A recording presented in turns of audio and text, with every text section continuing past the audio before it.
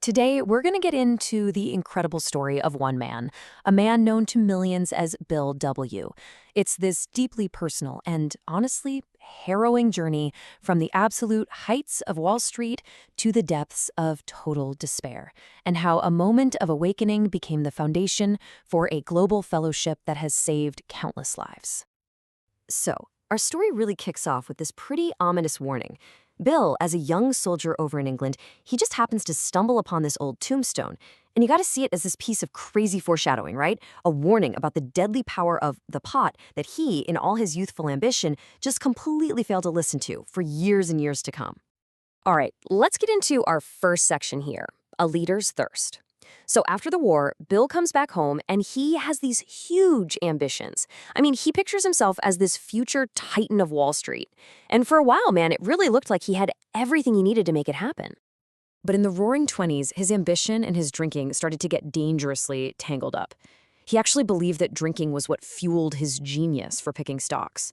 In his own words, you can see he knew he was crafting a weapon, a kind of boomerang, he called it, made of drink and speculation. And it was just picking up speed, ready to one day fly back and completely destroy him. So you had these two completely different worlds he was living in. To his wife, who was getting worried, Bill would sell this story about how men of genius do their best work when they're drunk. But the private reality, well, that was the unforgettable horror and hopelessness that was waiting for him every single morning. The mask was starting to crack. You just know a balancing act like that can't last forever. As the entire world was heading for a historic crash, Bill's own life was beginning its own great unraveling. And then, the crash. October 1929. The world that Bill had built for himself just, poof, evaporated. His fortune was gone. His friends were ruined. But while some people were literally jumping from buildings, Bill's response was simple, almost automatic. He went back to the bar. Alcohol wasn't his partner in success anymore. It was now his only escape from failure. And the speed of his collapse from there is just staggering. In 29, the market wipes him out. By 1930, he's fired. A year later, 1931, he's unemployed. And his wife has to go to work to support them. And every single time he got a shot to rebuild, another bender would come along and just destroy it. The downward spiral was just absolutely relentless. And this is where things really changed. Liquor wasn't a luxury anymore, something to celebrate with. No, it became a desperate necessity. He was downing 2 or 3 bottles of bathtub gin a day, not to feel good, but just to stop the shaking enough to face the morning. And this brings us to what you'd call rock bottom, the point where Bill was forced to face this terrifying new reality. He had lost all control. He was completely powerless over alcohol, and it was, without a doubt, killing him. I mean, the way he describes it, it was just hell on earth. The physical and mental torture was constant. He started stealing money from his wife's purse. He'd find himself swaying in front of open windows. He was terrified he was losing his mind. And finally, after landing in a hospital, a doctor gives him the grim news. He had less than a year before he'd either die from the DTs or develop what they called a wet brain. But then, right there in the hospital, a doctor tells him something that just clicks. He gives him this first little piece of real hope. He explains that Bill wasn't just a bad guy. He wasn't weak-willed. He was a very sick man. This idea that his will, which was so strong in everything else, was uniquely powerless against alcohol, it was a total revelation. It finally explained why he couldn't stop, even though he desperately, desperately wanted to. And that was it. That was the moment of surrender.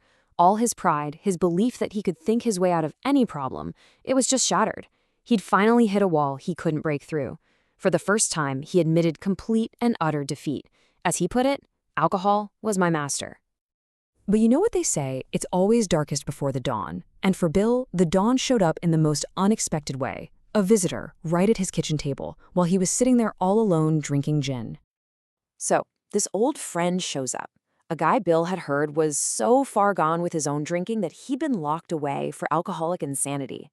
But the man at his door wasn't the wreck Bill expected. He was clear-eyed, he looked healthy, he was glowing. He was sober. And Bill was just completely floored. So Bill does what he always does. He pushes a drink across the table. And his friend refuses. Bill just has to know, what happened to you?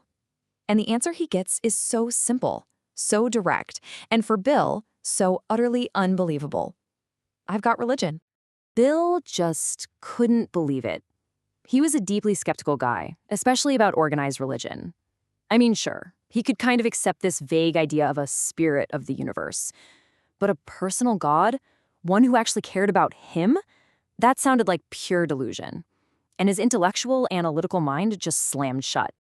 But then his friend does something brilliant. He sees Bill's resistance, and he doesn't argue. He doesn't preach. He just asks this revolutionary question. Why don't you choose your own conception of God? That simple invitation, well, it changed everything.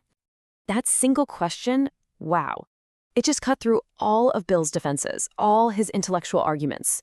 It was an idea so simple and so incredibly freeing that in his own words, it just melted this icy mountain of prejudice he'd been living behind for years. For the first time in a long, long time, he felt a real glimmer of hope. He was standing in the sunlight. Okay, so this was a huge mental shift, right?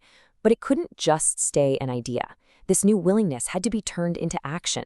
This wasn't just some philosophical breakthrough. It was the beginning of a whole new design for living, a practical program for getting well.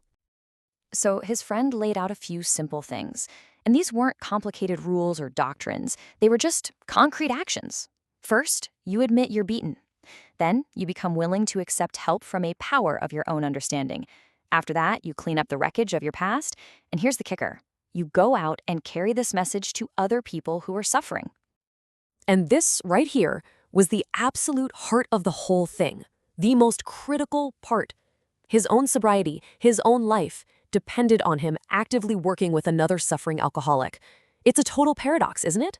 To save himself, he had to give this thing away. Faith wasn't just a belief, it was a life-saving action. So what was the legacy of that one conversation? At a kitchen table, back in 1934, well, get this. By 2006, that single spark had grown into over 106,000 groups all around the world. A global fellowship built entirely on that simple, powerful idea of one alcoholic carrying a message of hope to another. And that leaves us with this final thought, this incredible paradox that's at the heart of Bill's story. He had to hit absolute rock bottom. He had to admit total defeat and completely surrender his ego before he could find the strength that not only saved his own life, but launched a worldwide movement. It really makes you wonder, doesn't it? How can a moment of complete surrender become the beginning of your greatest strength?